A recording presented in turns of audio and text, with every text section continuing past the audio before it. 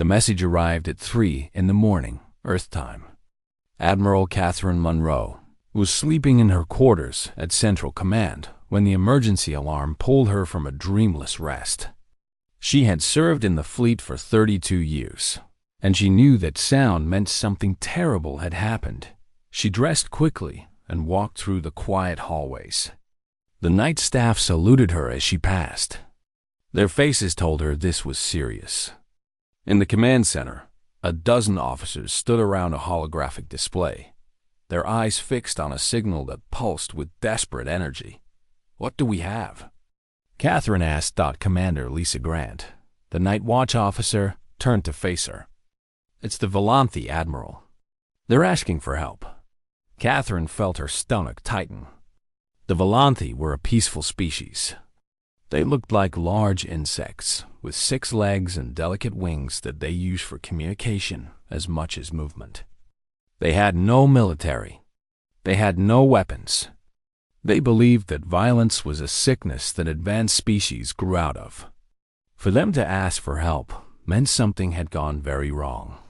The message played on the main screen. A Volanthi elder appeared, its wings trembling with fear. The translation software converted the clicks and whistles into English. "To all members of the Galactic Concord, to humanity especially, we are dying. The Krath have come to our world. They are destroying everything. We have no way to fight them. Please, if anyone can hear this, help us." The room was silent. Everyone knew about the Krath. They were a predator species that traveled from system to system, taking everything they wanted. They had destroyed 11 civilizations in the past 100 years. No one had ever stopped them.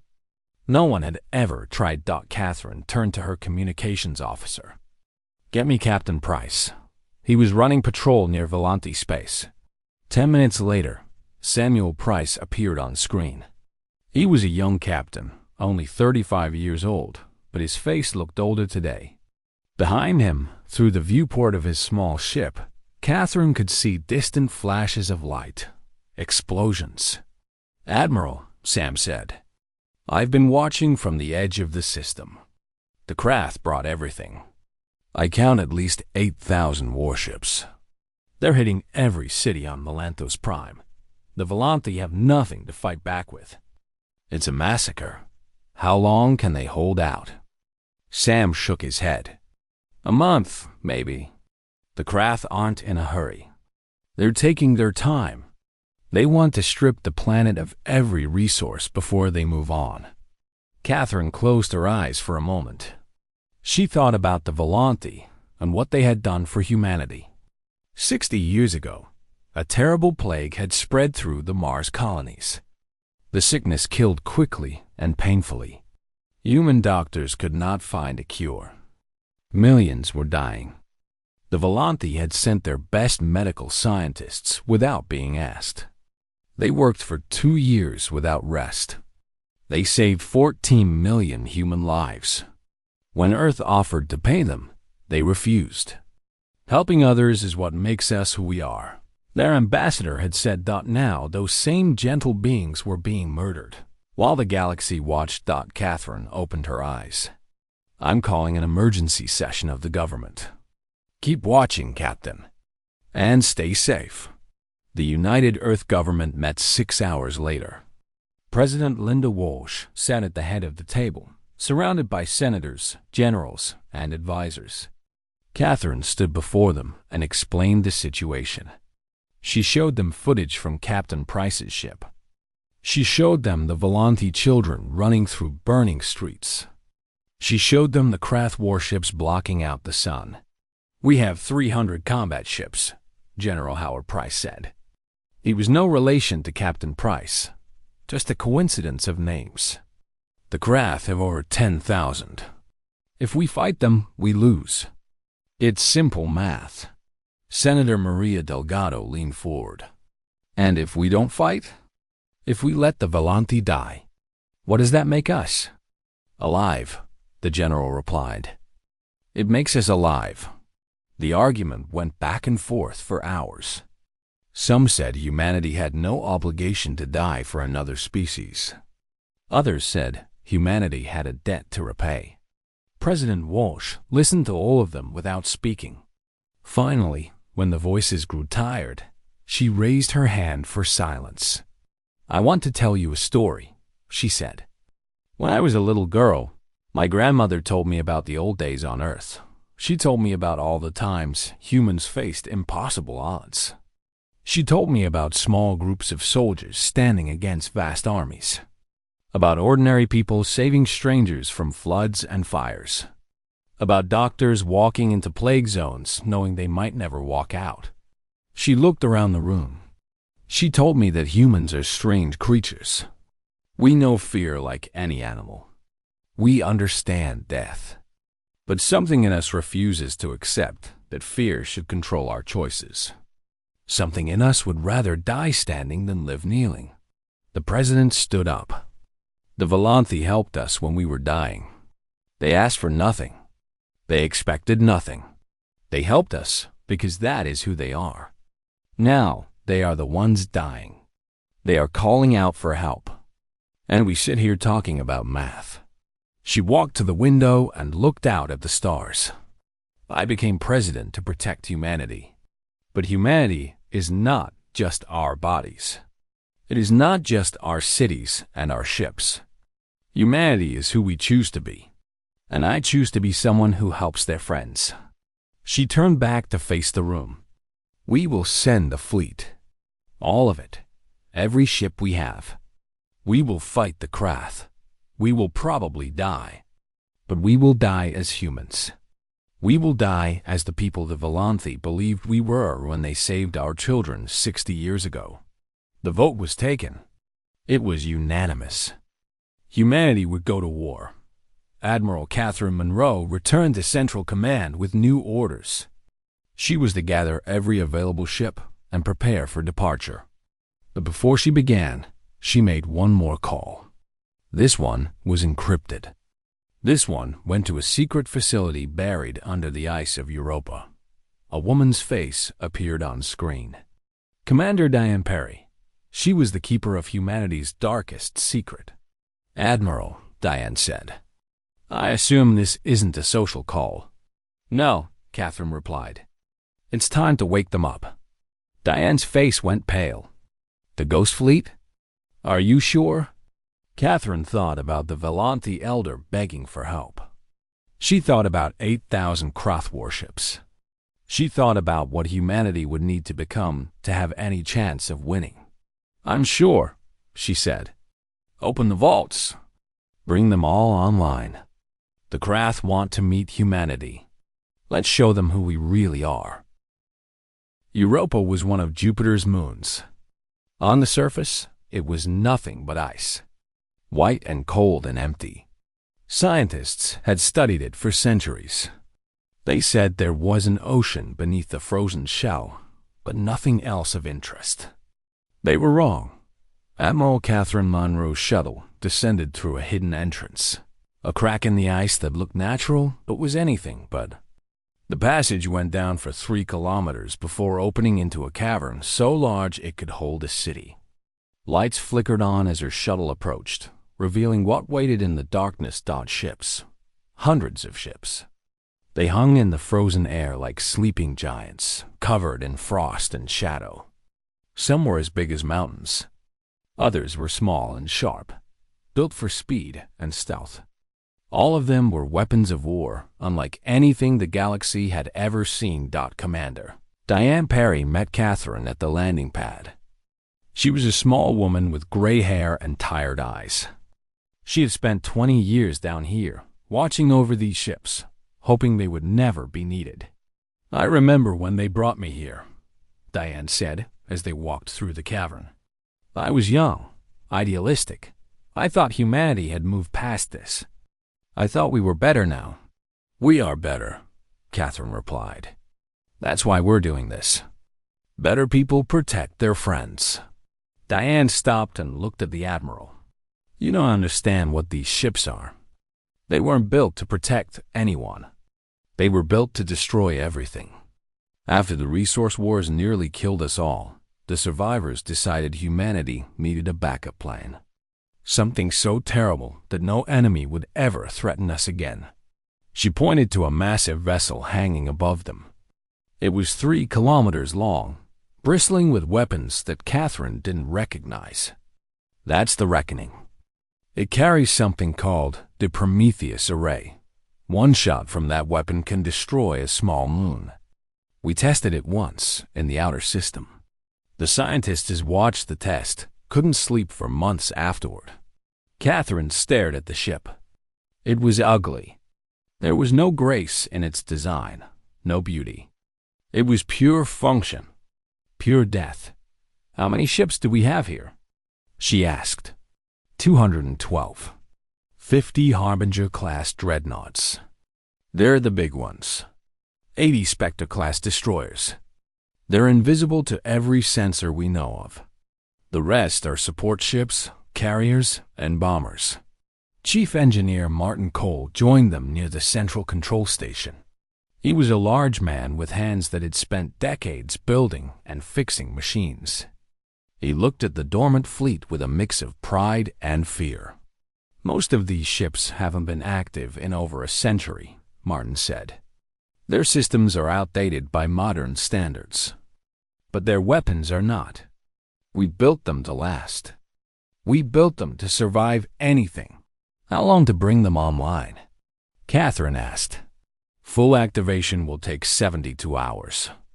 We need to warm up the reactors slowly or they'll crack. The crew quarters need to be pressurized. The weapon systems need to be calibrated." He paused. "And we need people to fly them. These ships were designed for full crews, but we don't have time to train anyone." Catherine had already thought about this. "We'll use minimal crews. The Reckoning needs 500 people to function at basic capacity. The destroyers need 50 each. I've already sent the orders. Volunteers are coming from every ship in the fleet." "Volunteers?" Diane asked. "Do they know what they're volunteering for?" "They know they might not come back. That's all that matters." The next 3 days were chaos. Shuttles arrived constantly, bringing engineers, pilots, weapons officers, and soldiers. They walked through the caverns with wide eyes, unable to believe what they were seeing. Most had never heard of the Ghost Fleet. It was a secret kept so well that only a few hundred people in all of human space knew it existed. Lieutenant Commander Amy Torres arrived on the 2nd day. She was young, only 28, but she was one of the best tactical officers in the fleet. Catherine had specifically requested her for the Reckoning. Amy stood on the bridge of the massive ship, looking at the weapons console. The screen showed systems she had never seen before. Weapons with names that sounded like nightmares. The Hellfire cannons. The Void torpedoes. The Prometheus Array. "This is insane," she said to Lieutenant Benjamin Howard, who had been assigned as her assistant. "These weapons could destroy entire planets. Why would anyone build these?" Ben was older than her, more experienced. He had read the classified history files on the trip over. Because once, a long time ago, humans almost destroyed themselves. And the survivors decided that if we were going to be destroyed, it would be by our own choice, not someone else's. "That's not an answer. That's just fear dressed up as strategy." "Yes," Ben agreed. "But fear is a powerful tool. And sometimes, the only way to stop a monster is to become something worse." On the 3rd day, the fleet was ready. 212 ships of the Ghost Fleet joined the 300 ships of the active human navy. Together, they formed the largest human armada ever assembled. It was still not enough to match the Krath numbers, but numbers were not everything. Admiral Catherine Monroe stood on the bridge of the Reckoning. She looked out at the fleet through the main viewport. She thought about what she was about to do. She thought about the peaceful Volanti who were dying while she prepared. She thought about the Krath, who believed they could take whatever they wanted without consequences. "Open a channel to the Krath Dominion," she ordered. "Maximum broadcast strength." I want every ship in their fleet to hear this." The communications officer nodded. "Channel open, Admiral." Catherine spoke slowly and clearly. "This is Admiral Catherine Monroe of the United Earth Fleet. We are coming to Volanti space. We are coming to stop you. You have one chance to leave. If you do not take it, we will destroy you. This is not a negotiation. This is not a request. This is a promise." She cut the channel and turned to her crew. "Take us out. All ships, prepare for hyperspace jump." The Ghost Fleet rose from Europa's ice. For over a century, they had slept in the darkness, waiting for the day humanity would need them again. Now that day had come, and the galaxy would learn what happens when you threaten humanity's friends. The ships jumped to hyperspace, leaving behind the frozen moon and the empty caverns. Ahead of them waited 8,000 Krath warships and a battle that would decide the fate of an entire species. Admiral Monroe watched the stars stretch into lines as the reckoning accelerated beyond light speed. Somewhere out there, the Volanti were still fighting, still hoping, still believing that help would come. Help was coming, and it was bringing everything humanity had. The human fleet dropped out of hyperspace at the edge of Volanti territory. 512 ships appeared in a flash of light, their weapons already powered and their shields at full strength. Admiral Catherine Monroe stood on the bridge of the reckoning, watching the sensor displays come alive with information. Captain Samuel Price had done his job well. His small reconnaissance ship had spent weeks mapping the Krath positions, counting their vessels and studying their tactics. Now that information flowed into the reckoning's computers, painting a picture of the enemy. "I count 8,247 Krath warships," Lieutenant Commander Amy Torres reported from the tactical station. "They formed a blockade around Volantos Prime. Their flagship is positioned in the center of the formation." Catherine studied the display. The Krath flagship was enormous, almost as large as the reckoning. It was covered in spikes and weapons ports, designed to look as threatening as possible. The Krath valued intimidation almost as much as they valued conquest. "Any response to our arrival?" Catherine asked. Commander Rick Santos, the communications officer, nodded. "They're hailing us, Admiral. Audio and visual. Put it on screen." The main display flickered, and Catherine got her first look at a Krath. The creature was terrifying.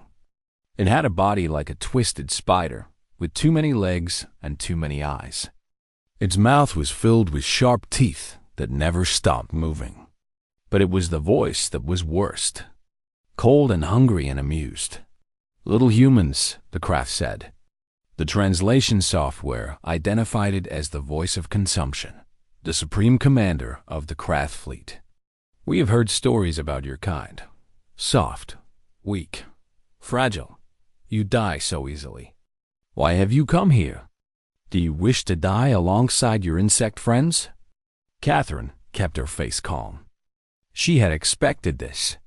The Krath were bullies. They had never faced real resistance. They believed their size and numbers made them invincible. "We have come to give you a choice," she said. "Leave this system. Return to your own space. Never threaten the Volanti again. If you do this, you may live." The voice of consumption made a sound that might have been laughter. "You threaten us? You have 500 ships. We have 8,000. Your species is barely a century old in space. We have been conquering worlds since before your ancestors learned to walk upright. You are nothing. You are food." Catherine smiled. It was not a friendly smile. "Let me show you something." She turned to Rick. "Target the supply depot on the 4th moon. Prepare the Prometheus array." Amy Torres looked up from her console. "Admiral, that moon is 300,000 kilometers away. No weapon can hit a target at that range with any accuracy. This one can. Fire when ready." Deep in the heart of the reckoning, Systems that had been sleeping for 100 years came fully alive. The Prometheus array was not just a weapon. It was a statement. It was proof that humanity had learned the lesson that all the peaceful species of the galaxy refused to accept. Sometimes survival required the ability to destroy. The array fired. There was no sound in space, but every ship in the human fleet felt the vibration as pure energy lanced across the void. The beam traveled at nearly the speed of light, crossing the distance to the fourth moon in just over a second. The supply depot did not explode. Explosions require matter to burn and expand. Instead, the depot simply stopped existing. The beam continued through it, carving a crater in the moon's surface that was visible from orbit. Thousands of tons of rock and metal became plasma and scattered into space. For a long moment, there was silence. The craft fleet, which had been moving in lazy patterns around the planet, went still. 8,000 ships stopped what they were doing and stared at the wound in the moon. The voice of consumption appeared on screen again. This time, the amusement was gone from its voice. What weapon is that? No species in this galaxy has such technology. No species in this galaxy is human, Catherine replied. Now you have seen what one of our weapons can do. We have many more. Some are even worse. I will ask you one more time. Leave this system. Go home. Live. The craft commander was silent for several seconds. Catherine could see it calculating, trying to understand what it was facing. The craft had never encountered anything like this before. They had always been the strongest. They had always won. You cannot defeat us, the voice finally said. You have one weapon. We have 8,000 ships. We will overwhelm you with numbers. We will tear your fleet apart piece by piece. And when we are done with you, we will come for your homeworld. We will eat your children. We will turn your species into slaves and food. Catherine nodded slowly. I thought you might say that. Let me tell you something about humans. We are not like the other species you have conquered. We did not evolve on peaceful worlds where food was plentiful and predators were few.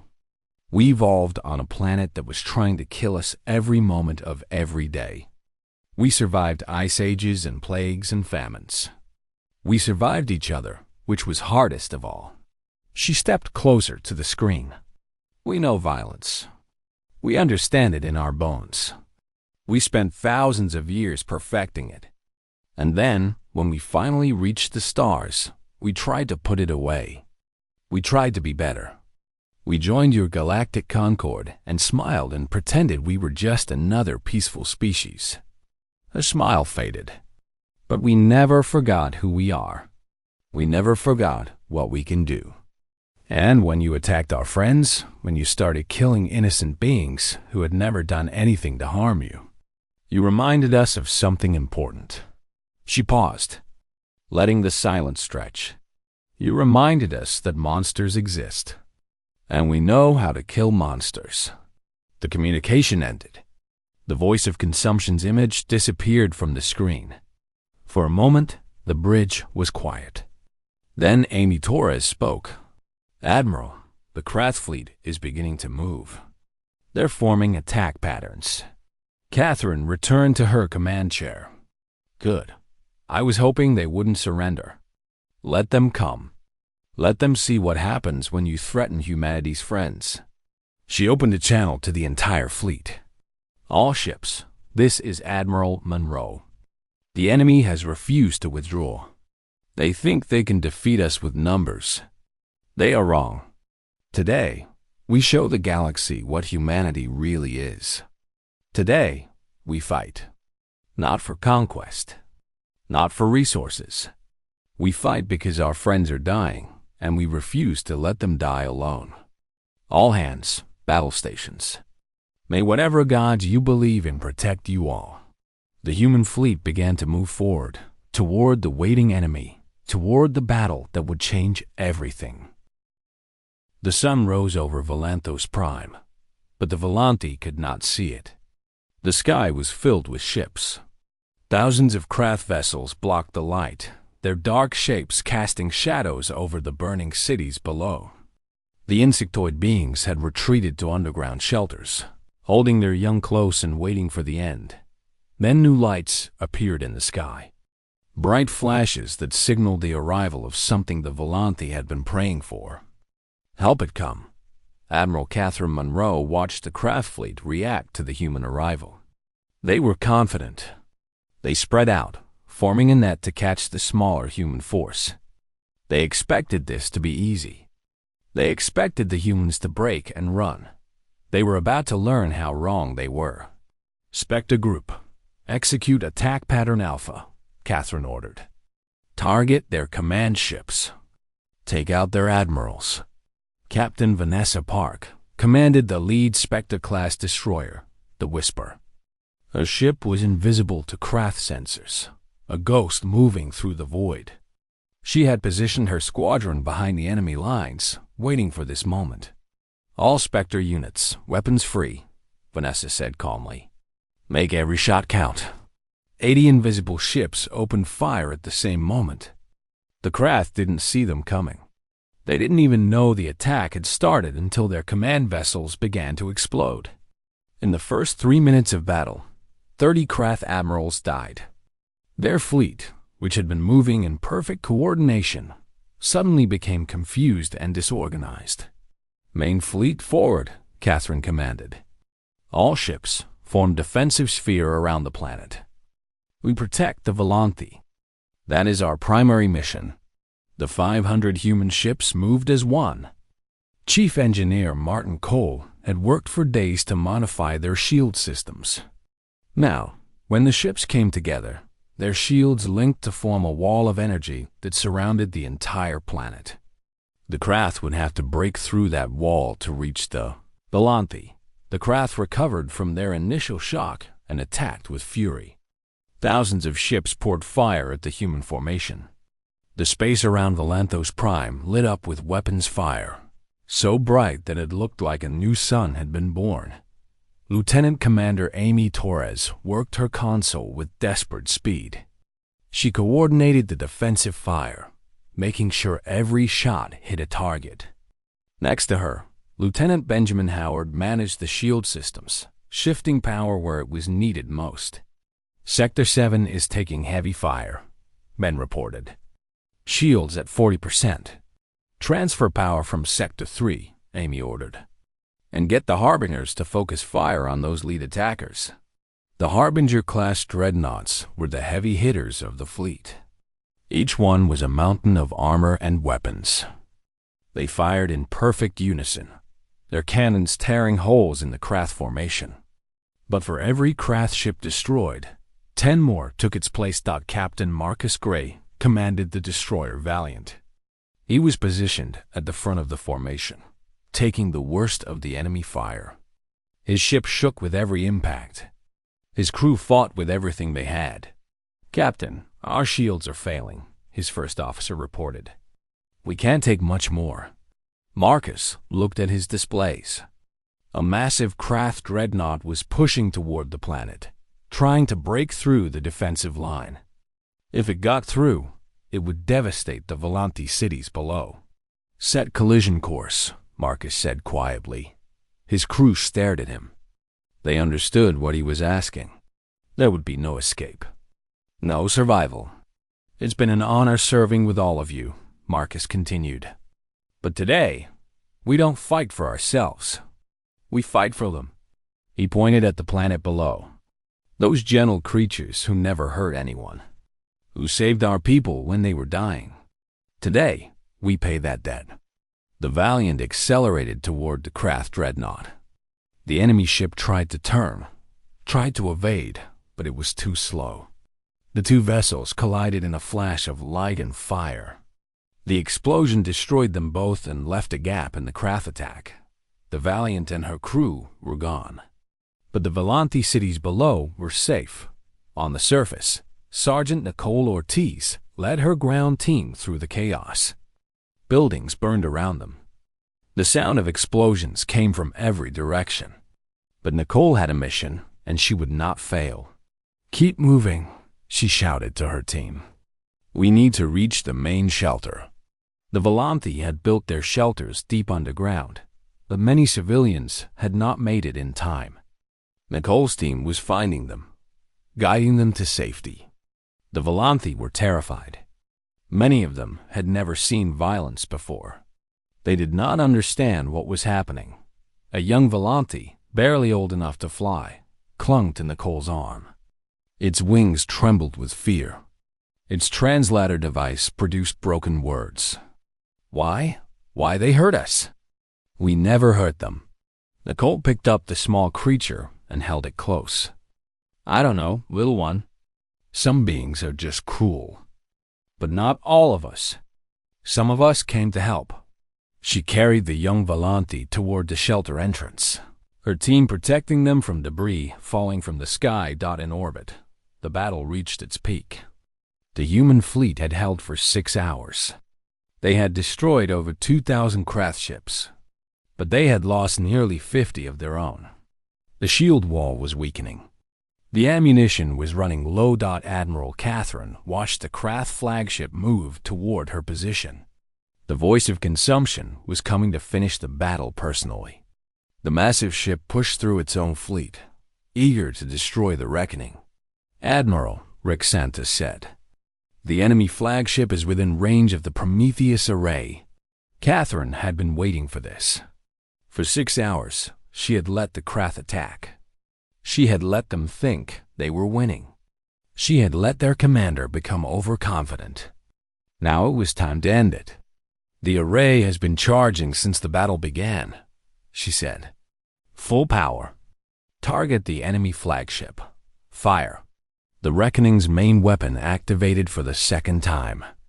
But this shot was different. 6 hours of charging had built up energy beyond anything the first shot had carried. The beam that lanced out was not just bright. It was blinding. Every sensor in the system overloaded. Every display went white.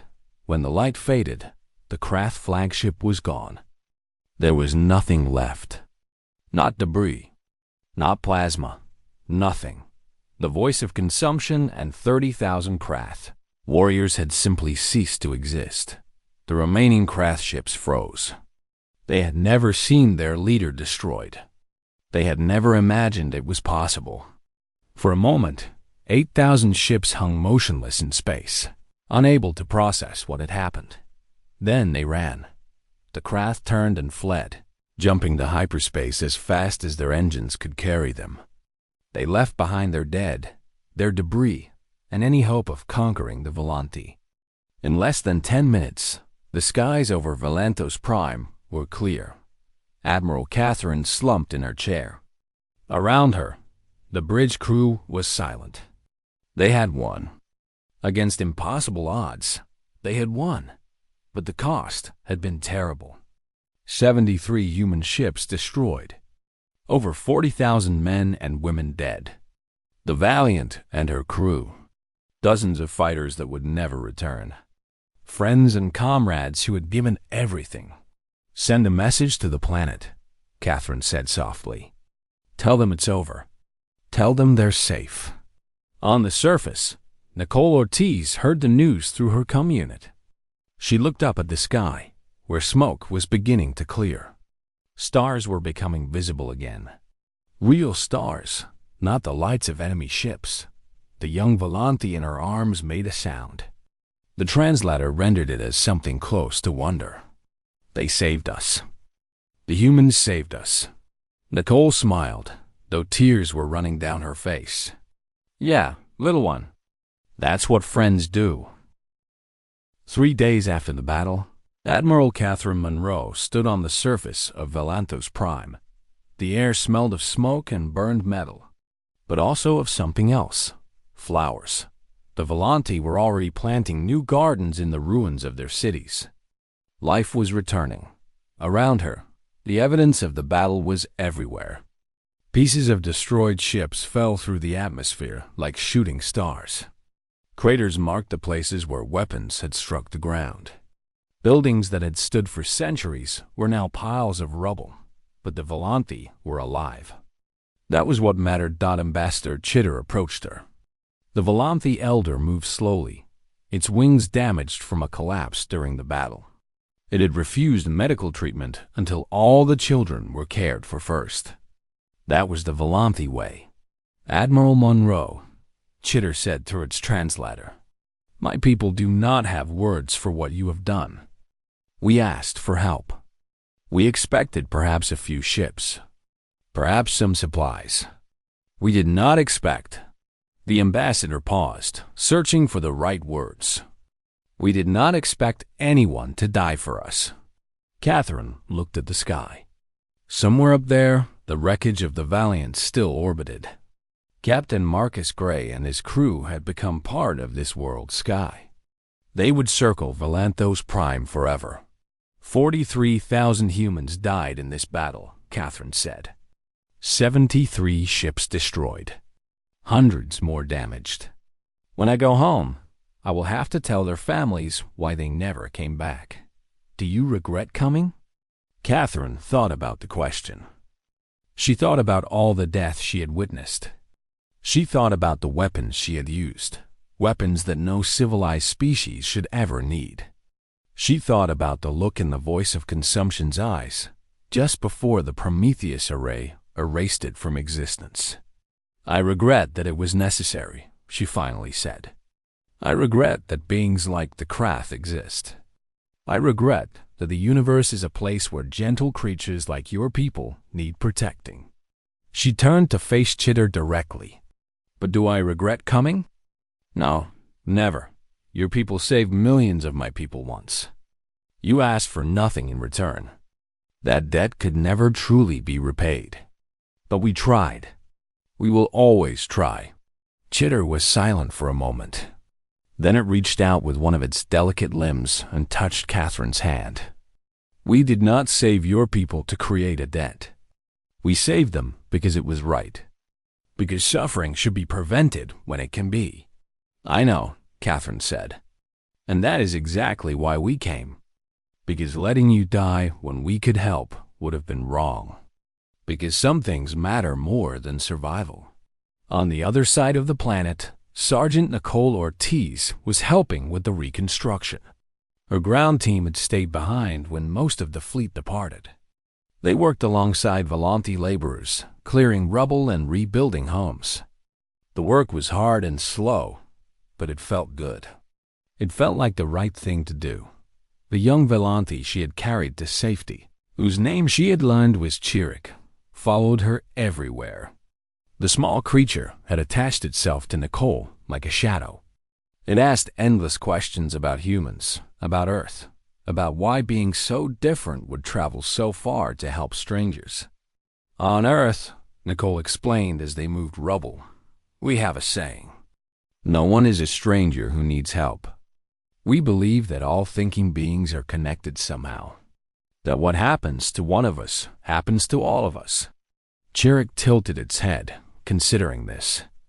That is a beautiful thought. But is it true? Do humans really believe this? Nicole stopped working and looked at the young Volanthi. Some of us do. Not all. Humans are complicated. We can be cruel and selfish. We have done terrible things to each other throughout our history. But we can also be kind and brave. We can choose to be better. Which one are you?